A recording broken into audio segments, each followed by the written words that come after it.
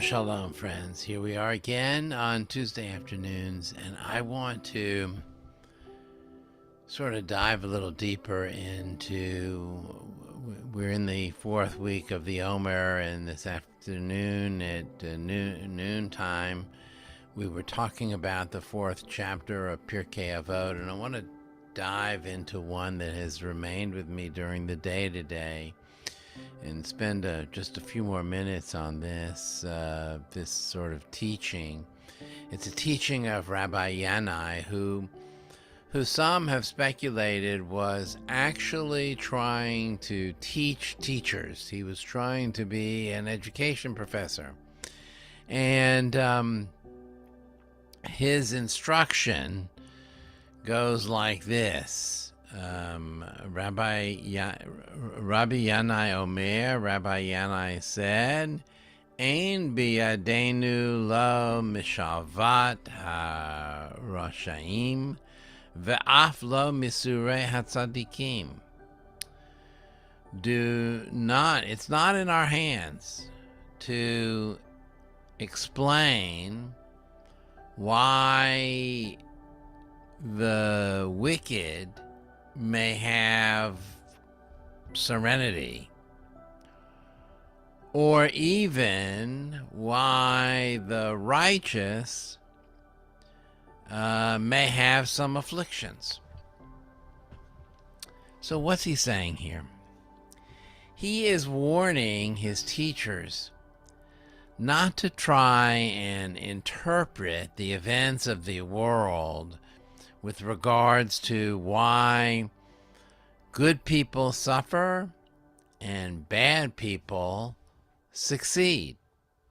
We have a great tendency to want to explain why things have happened, to want to try and explain why a righteous person has fallen into bad times or has had something very difficult happen to them, is experiencing a certain kind of trauma. We want to explain, well, why is it that this good person is having something bad happen to them, and this bad person is having something good happen to them? We'd like to explain it. We want to give a reason for it.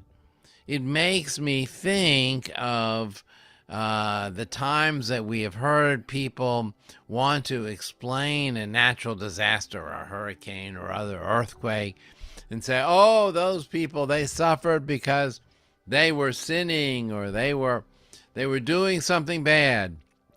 That's why the earthquake came and hit them, or why a certain a tragic event happened.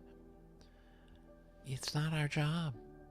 Rabbi Yanai is trying to say to us, we can say, it's okay for us to say, I don't know why this is happening. I don't know why obviously bad person is having such good fortune, or why a good person is having such bad fortune. We have to leave that in God's hands. We have to leave that beyond ourselves and say, we can't explain that, because it's not ours to be able to explain. And yet every day, all the time, we hear people trying to make excuses or explain that, or try and say why a good person suffers, or why a bad person has had success. Rabbi Yanai says, don't try and explain it. It's beyond you. But then he goes on to say, in the same statement combined with that statement is a statement of Rabbi Matya ben Harash, and he says, Have makdim b'shalom kol adam. Be the first one to greet other people, to extend other greetings to other people. Again, this section is sort of pointed towards those who are teachers in the classroom. And this teaching, I think, is a warning to teachers to recognize the individuals who are there to learn from them, to call on them, to let their thoughts and ideas be expressed, to reach out to them, to see them, not to ignore them, to see them. And that's a job for a teacher. That's a job for all of us. How can we see the other? Can we recognize them? Can we greet them? Can we speak to them in a way that lets them know we are aware of their presence? We are aware of who they are, not just their name. That's great to know too, but that they are a human being in our presence, and we should reach out to them and let them know that. We should go ahead and say that.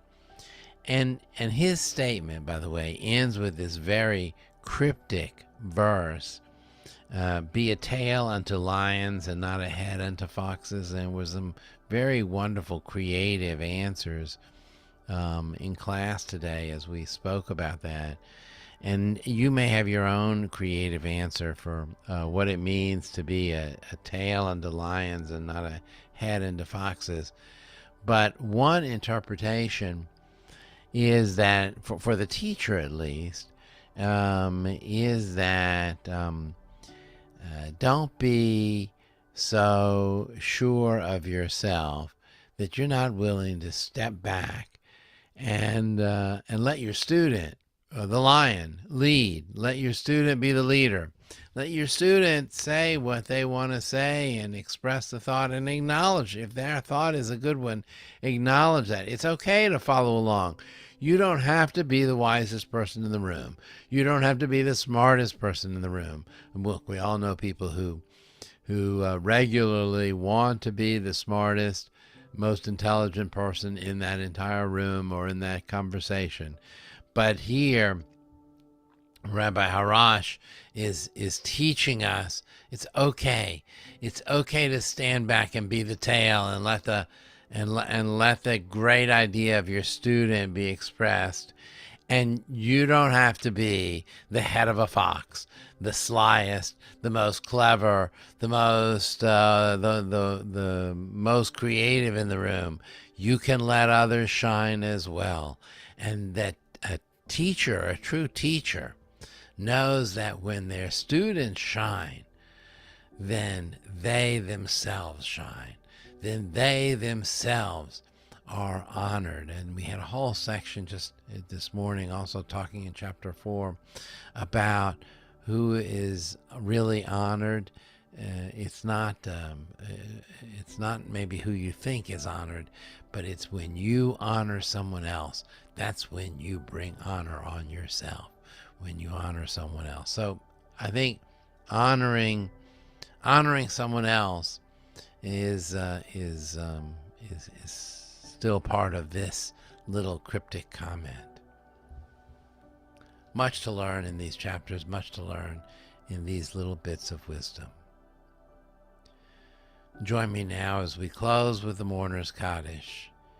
Yitgadal v'yitgadash shemei Rabbah, b'alma divra kirutei v'yamlich malchutei, b'chayechon v'yomechon v'chayei d'chol Beit Yisrael, b'agalav v'zman kariv v'imru amen.